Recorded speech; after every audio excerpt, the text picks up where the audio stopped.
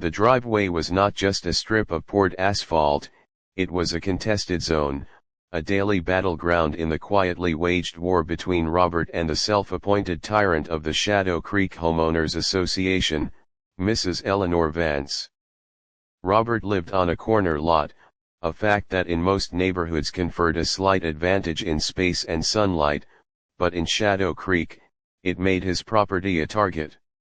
Mrs. Vance, or simply Karen to everyone unfortunate enough to deal with her regulations, lived directly across the street and possessed an encyclopedic knowledge of the HOA's bylaws, which she wielded with the precise, suffocating authority of a petty dictator.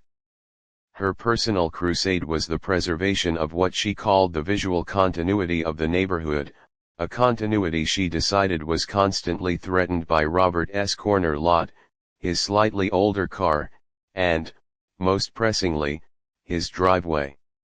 The issue began subtly. Robert's driveway was wide, designed to accommodate two cars side by side, but a 10-foot section where the driveway met the street was technically part of the common access easement. Karen, seizing upon a poorly worded clause about temporary staging of vehicles near common areas, had started parking her imposing, cream-colored SUV, a vehicle that looked suspiciously like a tank wrapped in velvet, precisely at the edge of the asphalt. Initially, it was just inconvenient, forcing Robert to execute a three-point turn to get his truck out. He tried talking to her. "Eleanor," he said one morning, trying to sound reasonable, "your car is making it almost impossible for me to back out safely. Could you just park a little further down the curb?" She had given him the look, the tight-lipped, cold stare that signified an impending recitation of regulatory dogma. "Mr. Harrison," she replied, folding her hands over her crisp, white gardening gloves, "I am operating fully within the established parking guidelines for guest vehicles adjacent to common property. Perhaps you should practice your vehicular maneuvering skills." The inconvenience escalated into harassment. The parking spot became permanent. Every morning, like clockwork, her SUV would materialize, blocking just enough of his apron to make egress a stressful, multi-minute ordeal. If he was pulling in, he risked scratching his bumper on her perfectly waxed fender. If he was leaving, he had to crane his neck and execute a perilous, tight-angle reverse onto the busy neighborhood street. She timed it, he was certain. Whenever he had a delivery or a repairman scheduled, Karen's SUV would appear 10 minutes prior, defying the delivery truck driver to navigate the tight space. He started taking pictures, documenting the violation, the clear obstruction of access. He presented the evidence to the HOA board, mailing a meticulously organized packet filled with dated photographs and copies of the local municipal codes regarding driveway access. The board, composed mostly of well-meaning but utterly spineless retirees who just wanted a quiet life, punted the issue back to Karen's domain, the Compliance and Aesthetics Committee, which, of course, she chaired. Her written response was delivered via certified mail, a thick envelope full of legalese and smugness. She cited 3 obscure subsections of the CCRs, claiming that Robert's driveway's proximity to the pedestrian thoroughfare necessitated a buffer zone and that her vehicle, parked precisely where it was, served this buffering function perfectly. It was a masterpiece of circular logic and bureaucratic obfuscation, designed to frustrate him into submission. The local police were useless, stating that since the vehicle was legally parked on the street and not technically in his driveway, they couldn't issue a ticket. The obstruction was not total, merely impossible to navigate without extreme care. The final straw came on a rainy Tuesday. Robert was rushing to the hospital. His elderly mother had suffered a minor fall. He was already stressed, trying to move quickly. Karen's SUV was parked with its driver's side mirror barely 6 inches from his asphalt. In his haste, he misjudged the tight turn, and the rear corner of his truck scraped loudly against her bumper. It was minor, a small scratch on his paint, a tiny scuff on her pristine vehicle. But Karen, who had been watching from her window, burst out of her front door, shrieking like a banshee. She stood in the pouring rain, pointing a furious, trembling finger at the minimal damage, demanding police intervention and threatening to sue him for the malicious destruction of private property. The whole incident, which delayed him by 30 critical, agonizing minutes, cemented a resolve in Robert: legal means were exhausted, courtesy was a weakness, and the time for passive resistance was over. He needed a solution that spoke Karen's language: finality, visibility, and unyielding, immovable permanence. He spent the next few evenings researching local building codes and municipal easements. The key was the property line. His driveway asphalt was on his land, but the area she parked on was the street easement, governed by the city, not the HOA.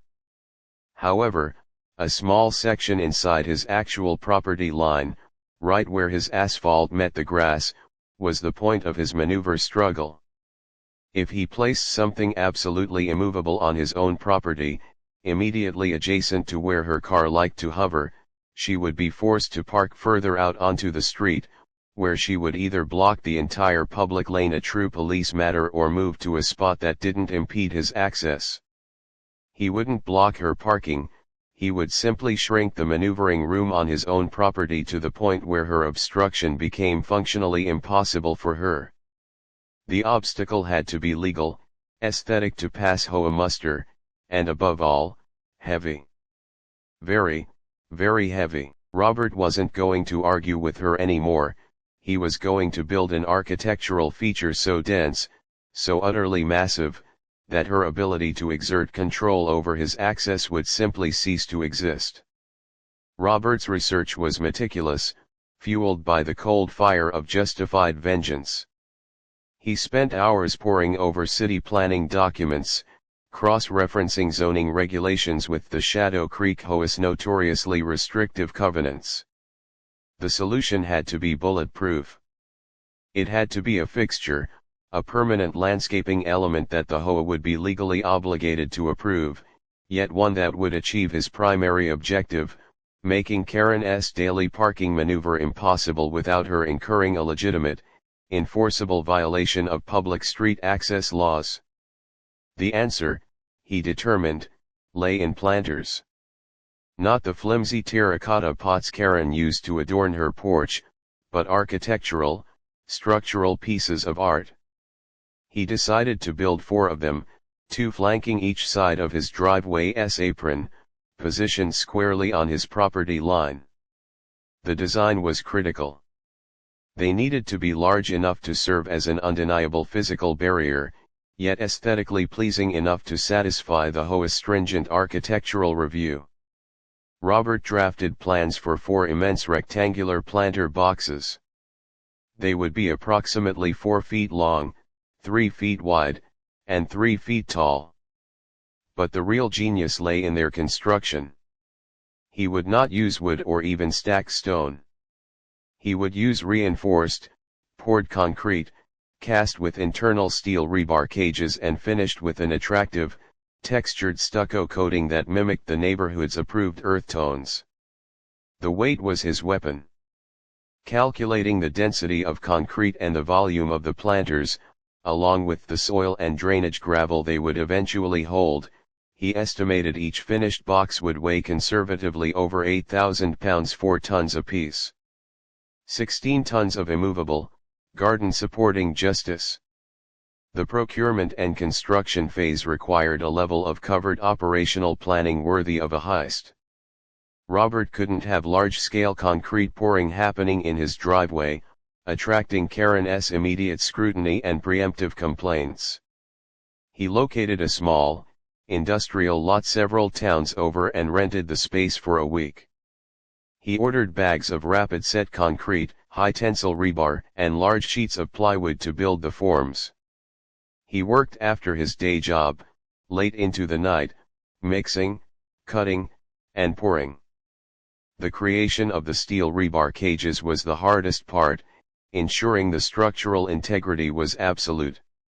He needed these planters to withstand not just the weather, but perhaps the frustrated ramming of an HOA-mandated tow truck.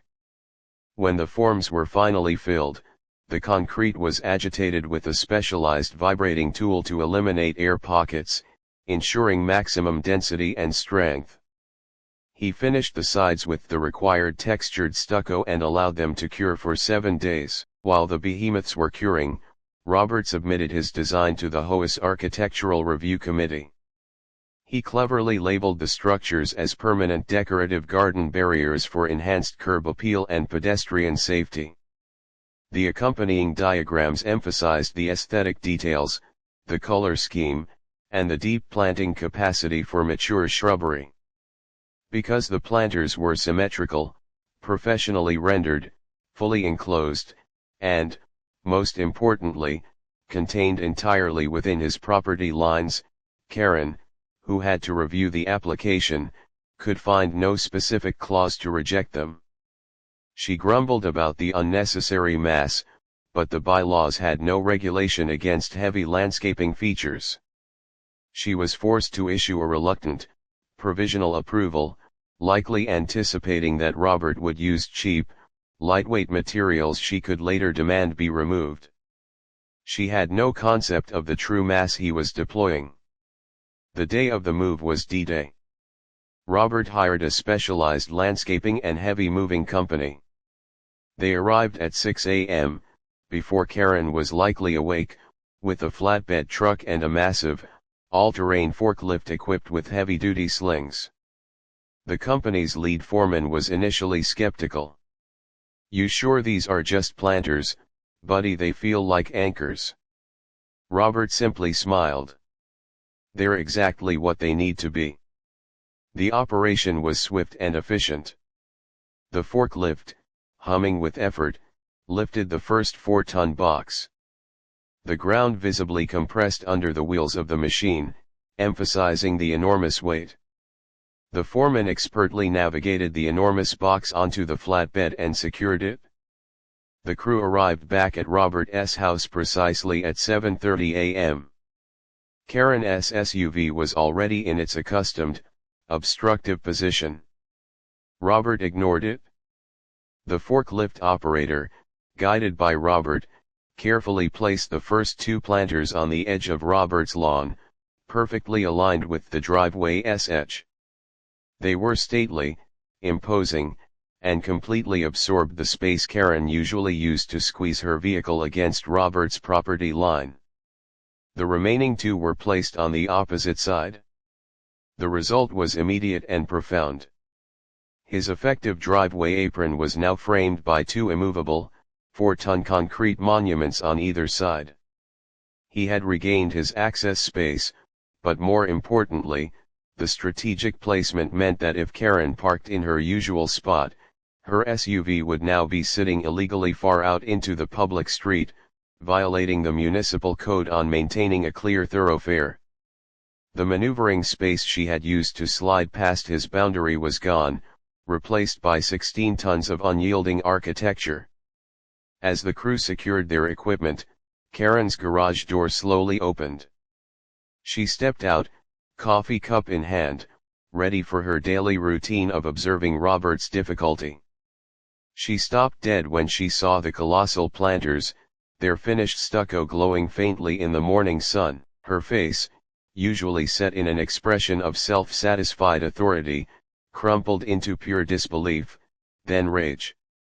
She looked at her customary parking spot, now completely occupied by the front corner of the first monumental planter. The entire landscape of her daily war had been irrevocably altered by the sheer, unmoving physics of Robert's concrete solution. The sight of the 4-ton planters, placed with surgical precision, struck Karen like a physical blow. She stood transfixed at the edge of her yard, her coffee growing cold in her hand, staring at the immense concrete masses that now flanked Robert's driveway. The planters were perfect, symmetrical, professionally finished with approved stucco, and adorned with freshly planted, mature boxwood shrubs. They were landscaping features, undeniably.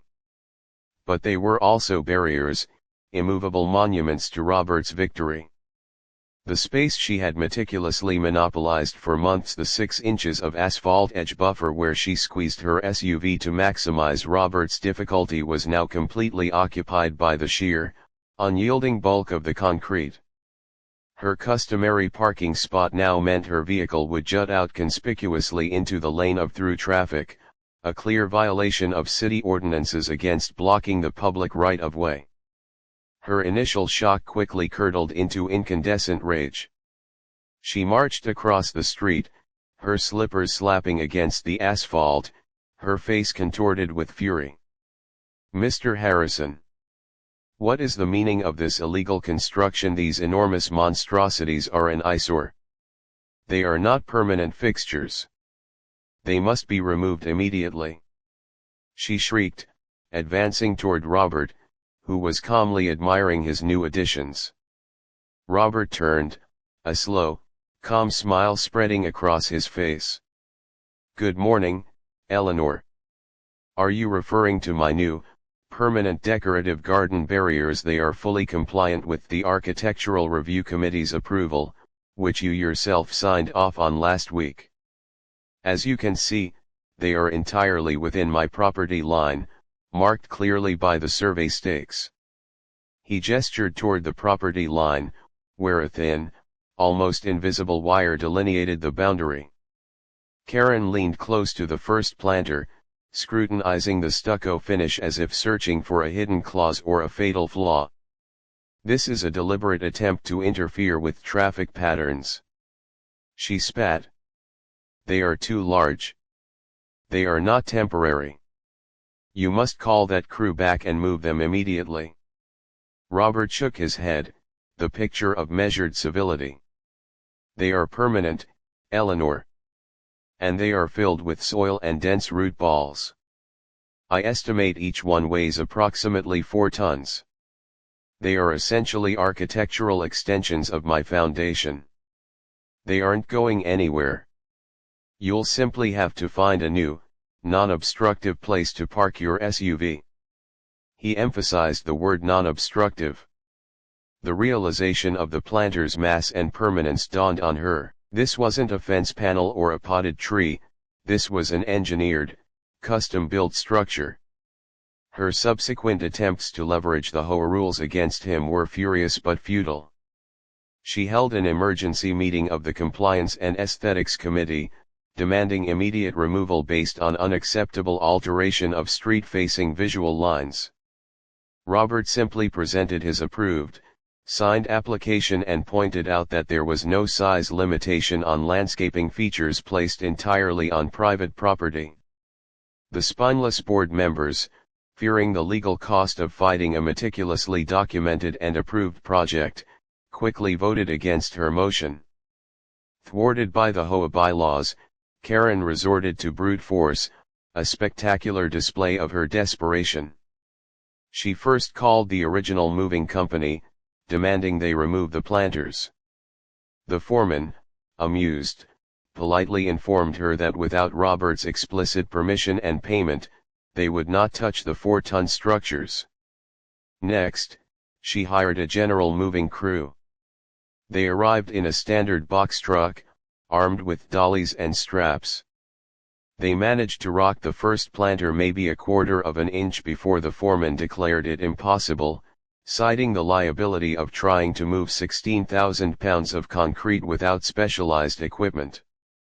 The scene was comical, 3 sweaty men straining against a giant stucco box that refused to budge, all under Karen's furious, hectoring supervision. Her final, most dramatic act came 2 days later.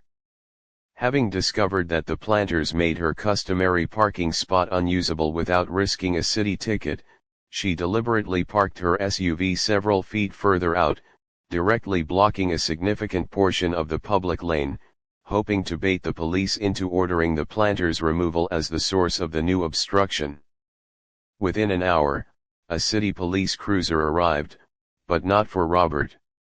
The officer immediately saw the egregiously parked SUV, which was clearly impeding traffic flow, and issued Karen a significant ticket for illegal parking and creating a traffic hazard. When Karen, flustered and indignant, tried to blame the planters, the officer simply pointed to the two clear, approved landscaping fixtures safely resting on Robert's private property.